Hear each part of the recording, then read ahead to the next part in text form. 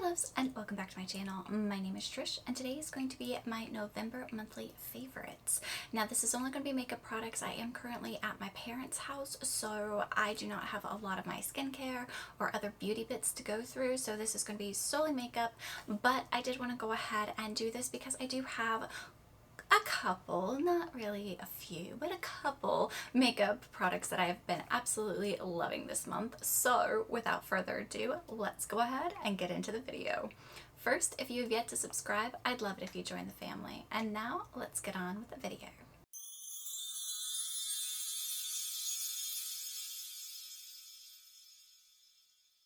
Okay. So to start with, I'm sure you saw it like waving around because I don't really have a place to set my products. So they're all in my lap, and I'm currently holding the Colourpop Velvet Luxe Lipstick and Dance Off. This is what I'm wearing right now, and I have really been loving this formula. It's so smooth, it's so creamy, and it lasts. It really does last.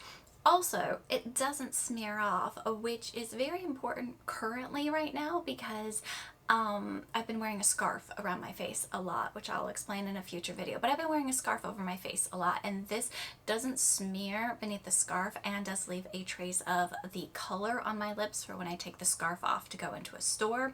So really been loving this. I actually do, I'm not sure if you can tell, maybe in the close-up shot you will be able to, but I've actually used quite a bit of it, and you can start seeing a gap at the top of it where I've just gotten great usage out of it this month. So this is my first favorite.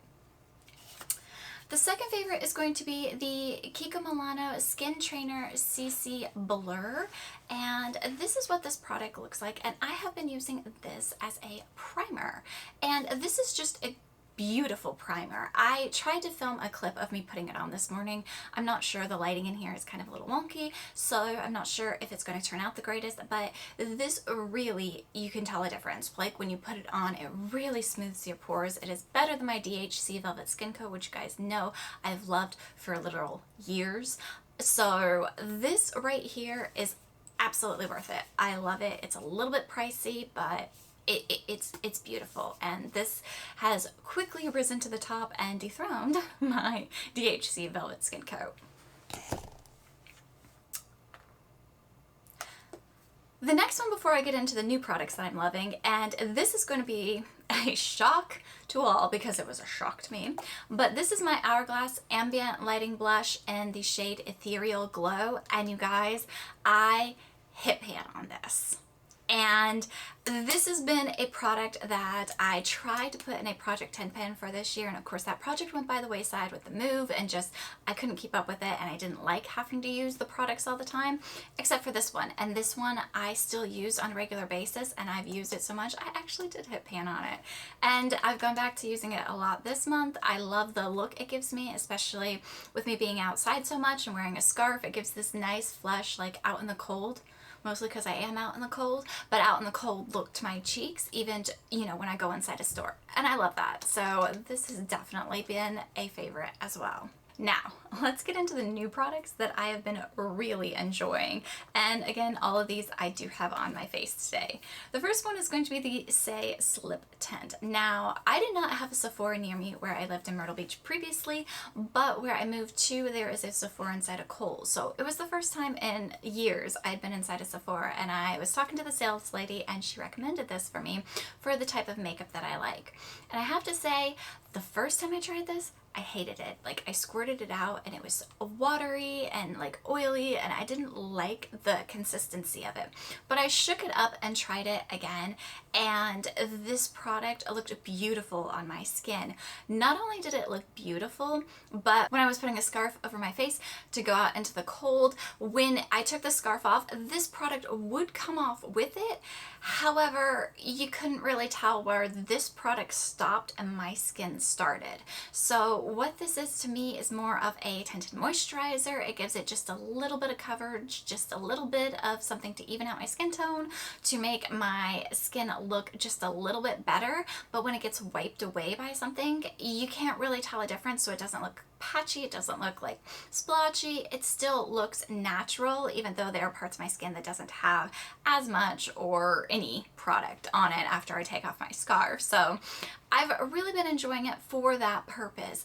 On a normal day-to-day basis, if I'm not going outside, I usually reach for my Misha BB cream over this because it does have just a little bit more coverage, but I like this. I really, really do. This has quickly become one of my go-tos, especially using it the way I have been using it. It is a really great product if you are going outside this winter and you're going to be having to wear a scarf and like jackets that come up and everything else, but you're going to go in somewhere and take them off.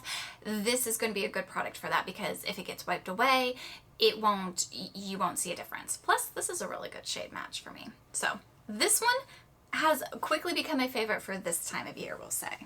This next product, I like 2 out of the 3 on it. You can see the sun coming in, sorry. And this is the Ulta Beauty Sunkissed Face Palette. Now this does have a bronzer, a blush, and a highlight in it. And I will say the bronzer and the blush are beautiful on the skin. I am wearing the bronzer today. It does just give a little bit of color. This is not a very pigmented bronzer in the slightest. It blends out beautifully and it just gives you that hair bit of color. So if you're really fair like me and you're going outside and there's snow on the ground and how in the world would you have a tan, this is the perfect bronzer for that, if that makes sense. The blush I really do like. This is a beautiful color. I do like my ambient lighting blush a little bit more. The highlighter I do not like because this is a pink with a gold flip. If it was just pink, I would like it. But right now the pink with the gold flip doesn't match my skin tone, but mixing these two together makes a very pretty glowy blush. So if you have the palette and you can't use that highlighter, try mixing those two together because it's a very, very pretty glowy blush for this time of year. But I have been loving this one. It is beautiful. It does smell heavily. This is heavily fragranced, but it's one of those normal smells that you smell like about a bronzer. It's a good smell. It's not like the Too Faced Too Femme palette where it's very perfumey. This is more of like a sunscreen, coconutty kind of smell. So it is a very good smelling product. However, it does have a very, very, very, that's way too many varies, isn't it? It's a very noticeable smell in case you are sensitive to that. And the last 2 products that I have are eyeshadow palettes, which I am wearing both of them on my eye. The first is going to be the Morphe 35XS Silent Nights palette. And this is what that one looks like here. I do really enjoy this palette because of the way it is set up. You have this row here and you know all those colors are going to go together. It's going to make a very like cohesive look on your eyes, and this one and this. It's a very cohesive setup.